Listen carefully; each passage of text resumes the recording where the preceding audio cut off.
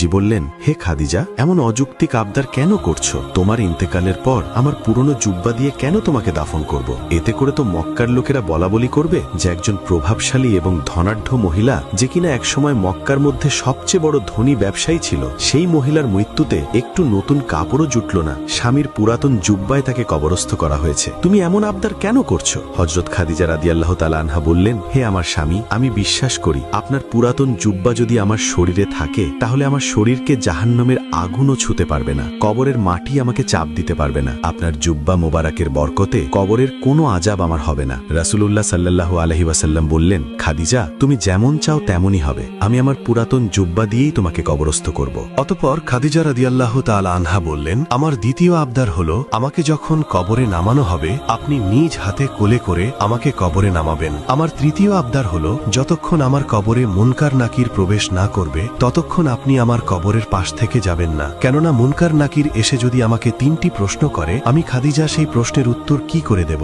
আপনি আমার কবরের পাশে দাঁড়িয়ে থাকবেন, আমার হয়ে আপনি নিজেই আমার প্রশ্নের উত্তর দিবেন। রাসূলুল্লাহ সাল্লাল্লাহু আলাইহি ওয়াসাল্লাম খাদিজাকে বললেন, হে খাদিজা, তোমার সব আবদার আমি পূরণ করব ইনশাআল্লাহ। এরপর খাদিজা রাদিয়াল্লাহু তাআলা আনহা ফাতেমার উদ্দেশ্যে বললেন, মা ফাতেমা, আমি যতদিন মক্কার জমিনে ছিলাম তোমার বাবাকে অনেকেই হত্যা করার চেষ্টা করেছে, কিন্তু আমি সর্বদা তোমার বাবাকে আগলিয়ে রাখার চেষ্টা করেছি। তোমার বাবার দাওয়াতি কাজে আমি সহযোগিতা করেছি, ইসলাম প্রচারের কাজে তোমার বাবার সাহস জুগিয়েছি, সুখে দুঃখে সর্বদাই তোমার বাবার পাশে থেকেছি। আমি তোমার বাবাকে তোমার হাতে তুলে দিয়ে যাচ্ছি, তুমি তোমার বাবাকে আগলিয়ে রাখবে। যেমন করে একজন মা তার সন্তানকে আগলিয়ে রাখে, ঠিক সেইভাবে তুমি তোমার বাবাকে আগলিয়ে রাখবে। তোমার বাবার সুখে দুঃখে সব সময় তুমি পাশে থাকবে। অতঃপর খাদিজা রাদিয়াল্লাহু তাআলা আনহা ইন্তেকাল করলেন। খাদিজার ইচ্ছামতো নবীজি তার পুরনো জুব্বা মোবারক দিয়ে খাদিজাকে মুড়িয়ে দিলেন এবং নিজেই খাদিজার জানাজা পুড়িয়ে খাদিজাকে নিজ হাতে কবরে নামালেন।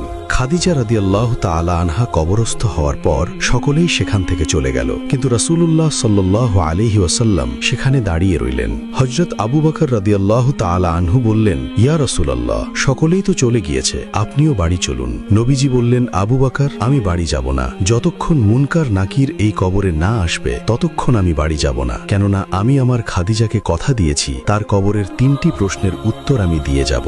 এভাবে পুরো দিন কেটে গিয়ে সন্ধ্যা চলে আসলো, তখনও নবীজি খাদিজার কবরের পাশে দাঁড়িয়ে আছেন। এমন সময় ফেরেশতা জিব্রাইল আলাইহিস সালাম এসে নবীজিকে বললেন, ইয়া রাসূলুল্লাহ, আল্লাহ রাব্বুল আলামিন আপনাকে আদেশ দিয়েছেন এখান থেকে চলে যাওয়ার জন্য, কেননা আল্লাহ রাব্বুল আলামিন নিজেই খাদিজার কবরের 3টি প্রশ্নের উত্তর দিয়েছেন।